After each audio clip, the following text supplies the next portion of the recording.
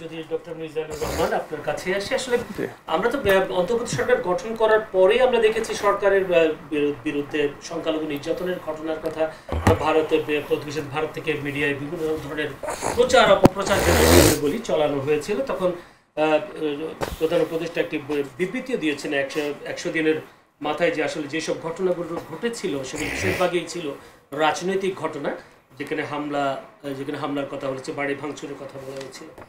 কিন্তু তারপরে তার মধ্যে দেখলাম এই সরকারের আমলে বিশেষ করে নারীদের ফুটবলে বাধা দেওয়া যদি বলি, তারপর বিশেষ করে এই যে ইসলামী হিজবুত তাহরির মতো একটি নিষিদ্ধ সংগঠনদের আবার নড়াচড়া, সেই ক্ষেত্রে আবার এই যে বললাম ঢাকা ইউনিভার্সিটির মতো একটি অক্সফোর্ডের খ্যাত একটি প্রতিষ্ঠানে নারীকে ওড়না পড়বে কি গেঞ্জি পড়বে এই বিষয় নিয়ে কথাবার্তা বলা।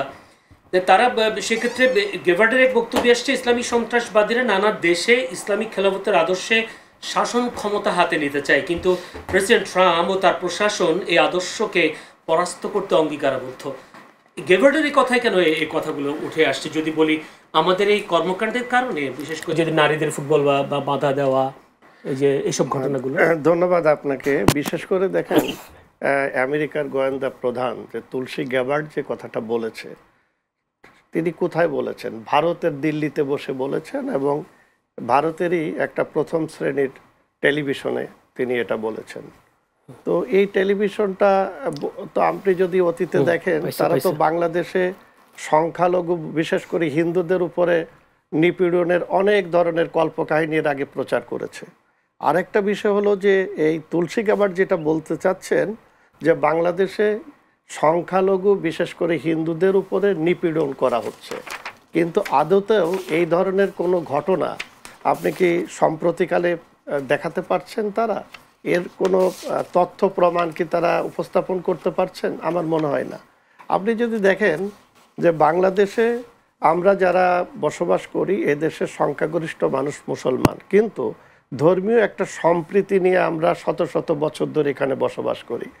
এবং বাংলাদেশে বিশেষ করে বাঙালিরা তারা কখনোই আমাদের প্রতিবেশী কিংবা অন্য ধর্মাবলম্বীরা যারা আছে তাদের উপরে আক্রমণ করা বা তাদের ধর্মীয় উৎসবের উপরে আক্রমণ করা এই ধরনের নজির খুব একটা নাই।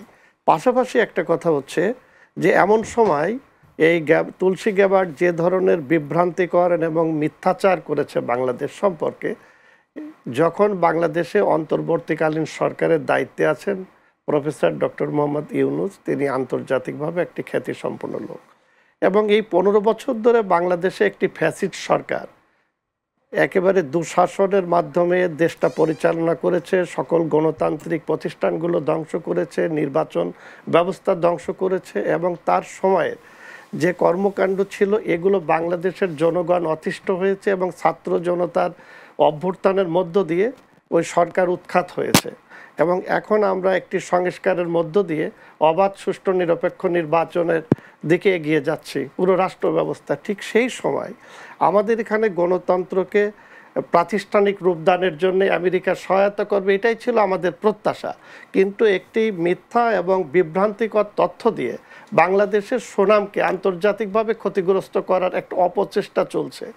এই জায়গায় আমাদের দল গণফোরাম আমরা এটা নিয়ে গভীর উদ্বেগ প্রকাশ করি এবং এটার তীব্র প্রতিবাদ এবং নিন্দা জানাই।